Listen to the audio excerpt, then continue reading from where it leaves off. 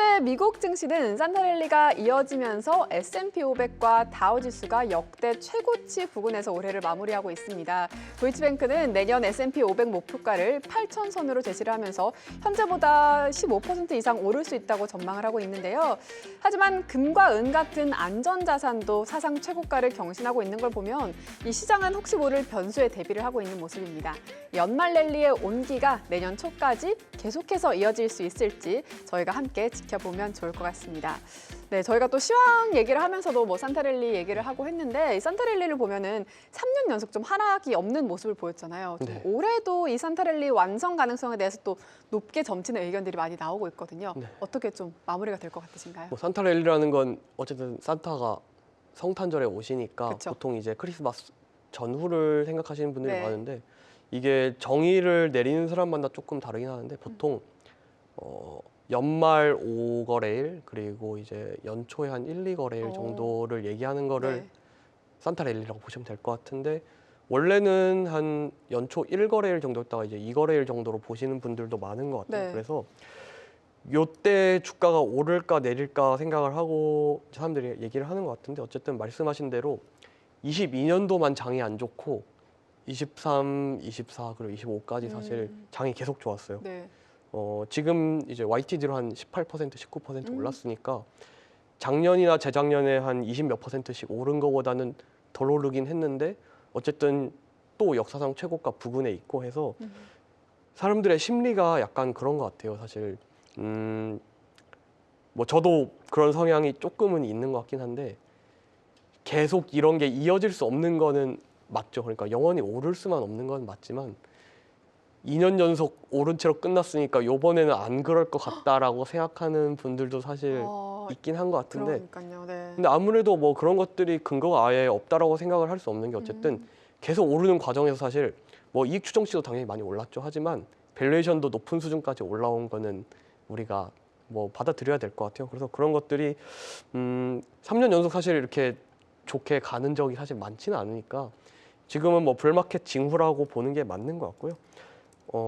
작년 같은 경우에는 사실 산타 랠리는 또 아니긴 했거든요. 그래서 뭐 올해는 그러면 좋겠지만 어쨌든 지금은 그냥 산타 랠리가 맞다 아니다 여부보다는 지금 이제 7,000선을 트라이하고 있는데 거기가 좀 안착을 할 수 있을지 없을지가 좀 더 사람들은 좀 관심을 가질 것 같고요. 네. 앞서 말씀드렸던 것처럼 다음 주에 이제 CES가 있으니까 거기서 얘기 나오는 거에 대한 변동성이 사실 더 클 거라고 생각을 하면은 뭐 그거는 뭐 사실 연초마다 항상 있는 이벤트지만 시장에서는 뭐 사실 그거에 좀 더 관심이 있을 것 같긴 합니다. 네. CES의 그 시장 영향이 꽤 큰 비중을 차지하는 네, 걸로 맞습니다. 보이네요. 네. 사실 저는 그 정도의 큰 영향력이 있는 줄은 뭐 사실 주가 반응과 별개로 어쨌든 이제 가서 이제 결국 약간 쇼케이스 그쵸. 같은 거죠. 네. 그래서 한 해 농사를 약간 거기서 조금 힌트를 선보이는, 네. 선보이고 투자자들은 거기서 조금 힌트를 얻고 맞아요. 올해 트렌드가 뭐가 될까를 이제 좀 미리 보기. 점치는 자리라고 보시면 될 것 같고요. 주가 반응과 별개로 어쨌든 그들이 우리는 뭐에 관심이 있고 이걸 어떻게 할 거고 이걸 얼만큼 해냈고 이런 것들에 대해서 사실 얘기를 해주고 그게 이제 얘기를 뱉어놓은 게 이제 1년이 지나가면서 어떻게 흐름이 만들어지는지를 보시는 자리라고 보시면 될 것 같아요. 그러면 연구원님 보시기에는 좀 이 내년 트렌드는 어떤 걸로 예상을 하시나요? 최근에 결국 좀 회자가 되고 있는 거는 약간 휴머노이드, 그리고 휴머노이드, 로봇이 좀 더 진화하고 그런 것들이 좀 더 사람들이 좀 집중을 하지 않을까 싶긴 하고요. 실제 우리나라 기업들도 로봇 관련된 종목들이 주가가 꽤나 많이 올랐습니다. 그러면 네. 지금 로봇 종목 들어가면 되는. 미리 저희는 한 네. 발 앞서서 우리 옥등이분들은 이제 이미 많이 오르긴 했는데 네.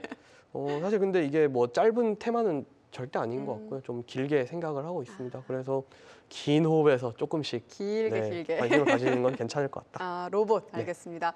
자, 그리고 또 얘기를 하고 싶은 게 중간 선거가 또 내년에 있잖아요. 그쵸. 네, 이 중간 선거가 치러지는 해 하반기에는 보통 이 S&P 500 지수가 평균 6.6% 정도 하락하는 모습을 보이거든요. 11월에 이제 내년 11월 초쯤 있을 중간 선거인데 이때쯤에 또 시장은 좀 어떤 움직임을 보일까요? 사실 하반기는 아니고요. 2분기랑 3분기가 안 좋아요. 근데 왜 그럴까 저희가 생각해 보면 전이네요, 그렇죠? 네. 오히려 그 4분기가 수익률이 되게 좋아요. 11월에 선거를 하는데 네네네. 그러면 저희가 왜 그럴까 한번 생각을 해보면은 주식시장이 사실 과거에 있었던 일들, 예를 들어서 고용지표 나온 거, 그건 사실 옛날 일이잖아요. 그게 나와도 시장에 영향을 받지만 기본적으로 시장 참여자들이 보고 있는 방향은 사실 미래란 말이죠. 네. 그래서 보통 뭐 제가 성함이 기억이 안 나는데 미국의 유명한 투자자분이 말씀하시는 게 보통 투자할 때 6개월에서 12개월 후에 미래를 보고 투자를 한다고 말씀합니다. 투자를 그러니까 하는 입장에서. 네. 그러면은 중간 선거 하는 입장에서는 그렇죠. 반년 전이면은 반년 후면은 2분기. 네, 쯤. 5월 달이겠죠. 5월 초. 오. 그래서 그러면은 중간 선거가 왜 2분기, 3분기에 수익률이 안 좋을까는 저도 이걸 가지고 한 50 몇 장 되는 보고서 쓴 적이 있긴 한데 작년에 그러니까 올해 한 9월인가 기억이 안 나네요. 그때 썼어요. 어쨌든. 근데 9월에 얼마 안 된 거 제가 같은데. 생각을 해봤는데 중간 선거에서 한 1970년도부터 여당이 그러니까 지금 공화당이겠죠. 뭐 민주당일 수도 있고 공화당일 수도 있는데 여당이 1970년도부터 선거를 그러면 한 4년마다 중간 선거 할 텐데 몇 번 이겼을 것 같으세요? 그러니까 이겼다는 거는 상원, 하원 다수당을 다 가져갔을 때를 다수를 이겼다. 다요? 네. 오. 상원, 하원 둘 다 이겼을 때. 그래도 더 많이 가져가지 않았을까요? 과반수 이상. 50%? 과반수보다 안 돼요. 아, 그래요? 네. 오. 횟수로 그러면은 1번부터 5번까지. 네.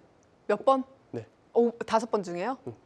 한 그럼 안 된다고 하니까 2번? 그러니까 20 몇 번 중에 네네네. 2번 정답이에요. 그러니까 2번이요? 그러니까 50 몇 년 동안 2번 이겼어요. 그래요? 네. 아니 그건 반이 아니라 네. 반도 안 되는 게 아니라 네. 거의 다 져요. 그렇네요. 왜 그럴까 생각을 해보면은 기본적으로 선거를 대선할 때는 네. 이긴 당이 사실 웬만하면 다 가져가잖아요. 그러니까 하원도 가져가고 상원도 그쵸. 가져가고 지금도 그렇죠. 근데 네. 중간 선거는 기본적으로 정권 심판의 성격이 되게 강합니다. 그러니까 사실 사람들이 뭐 저만 그런지는 모르겠는데 기본적으로는 사람들이 불만이 없는 사람은 사실 없잖아요. 맞아요. 그래서 보통 시간이 지나다 보면 한 2년쯤 되면은 사실 보통 정권에 대해서 불만을 가지는 목소리가 꽤 큽니다. 그래서 2번 이긴 것도 딱 그때예요. 닉슨이 워터게이트 사건 걸리고 나서 카터가 이겼으니까 그때는 그래서 여당 의석이 야당 의석의 몇 배였거든요. 그때 한 번 그때 이긴 이기고. 거고 두 번째는 9.11 테러 있을 때 그 다음에 선거를 해서 와. 그때는 여당 지지율이 되게 높았죠. 맞아요. 그럴 때가 정말 정말 그렇게 두 번이 의외적인 이긴 거네요. 정말 의외적인 사례고 대부분 안 이긴다. 나머지는 그렇죠. 두 군데 중에 한 군데는 무조건 졌다라는 거고요. 내년에도 사실 그럴 가능성 되게 높아요. 가능성이 근데 그렇네요. 여당이 진다는 거는 그렇다고 뭐 선거 한번 진다고 레임덕 당연히 온다라고 얘기하는 건 말도 안 되죠. 네. 근데 이전 대비해서 정책을 걸 수 있는 드라이브가 이전보단 약화될 거라고 보는 게 사실 맞겠죠. 그런 것들에 대해서 시장이 의구심을 품는 게 저는 2분기라고 생각을 해요. 그리고 이번에도 선거를 질 가능성이 뭐 노력은 하시겠지만 네네. 기본적인 과거 데이터나 현재 그쵸, 지금까지 지지율 보면은 추이라던가 정말 이런 것들 보면 질 가능성이 높다라고 맞네요. 생각을 하고 있어요. 그래서 저는 2분기 저점 그쯤에. 그리고 3분기에 조금 보합 그리고 4분기에 다시 올라가는 그리고 그렇게 조금 궤적을 예상을 하고 있습니다. 2분기를 저희가 잘 그럼 견뎌내야겠네요. 그러니까 그때 근데 뭐 사실 이거는 과거 데이터 갖고 하는 얘기이기 때문에 미래는 또 어떻게 될지 모르죠. 사실 근데 만약에 과거 데이터대로 된다 하면은 네. 그때가 이제 사야죠.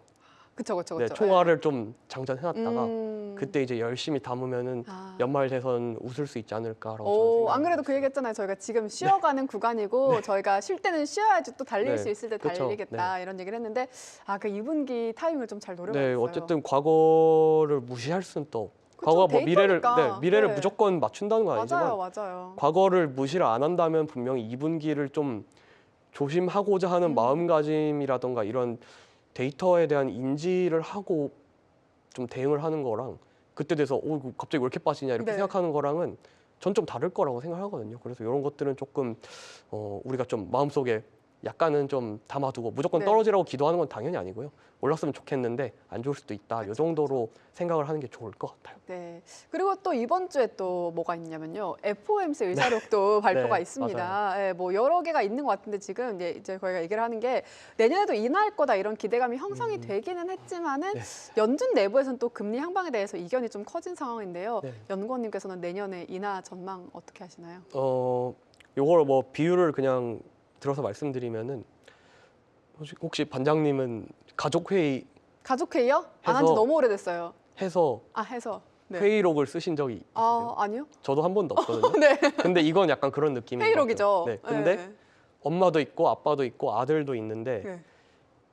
원래는 의견이 잘 맞다가 서로 가족이 이번에는 하나도 안 맞아. 맞아요. 네. 그래서 아빠를 파월이라고 하면은 네. 파월은 내리자 했잖아요. 그리고 이번엔 반대하신 분이 3분이나 있어요. 저도 일하면서 이런 상황은 사실 처음 보는 것 같긴 한데 엄마로 생각할 수 있는 분들이 슈미드랑 굴스비 이분들은 지역 연은 총재인데 네. 이분들은 동결하자 했고요. 그 다음에 말 안 듣는 아들. 아들 누군지 아시죠? 마이런 이사님은 50bp 내리자 하니까 사실 의견이 나뉘었죠. 그러니까 원래 이 조직은 저번에도 한번 말씀드렸던 것 같은데 기본적으로 만장일치가 기본이고요. 보통 나오는데. 이제 의견 합의를 한 다음에 좀 아름답게 결과를 내는 게 일반적인데 그렇게 안 된 지가 사실 꽤 오랜 시간이 됐죠. 그래서 이런 것들에 대해서 누가 더 말을 세게 하고 누가 더 좀 스피커 역할을 하느냐가 아마 안 그랬으면 좋겠는데 이 의사록에 있을 것 같긴 해요. 그래서 시장에서도 어쨌든 지금 기대가 엄청 크지는 않긴 하거든요. 지금 페드워치 이런 데서는 내년에 한 2번 정도 뭐 점도표는 뭐 1번에서 2번 사이로 찍혀 있는 것 같긴 한데 기대가 엄청 앞서가고 있지는 않습니다. 하지만 어쨌든 톤 조절이 요번에 좀 일어날 수 있다라고 보시면 될 것 같고 사실 뭐 근데 나올 얘기는 또 뻔하긴 해요. 또 이제 데이터 디펜던트 얘기를 하면서 데이터 보고 결정할게 이런 식으로 갈 것 같긴 합니다.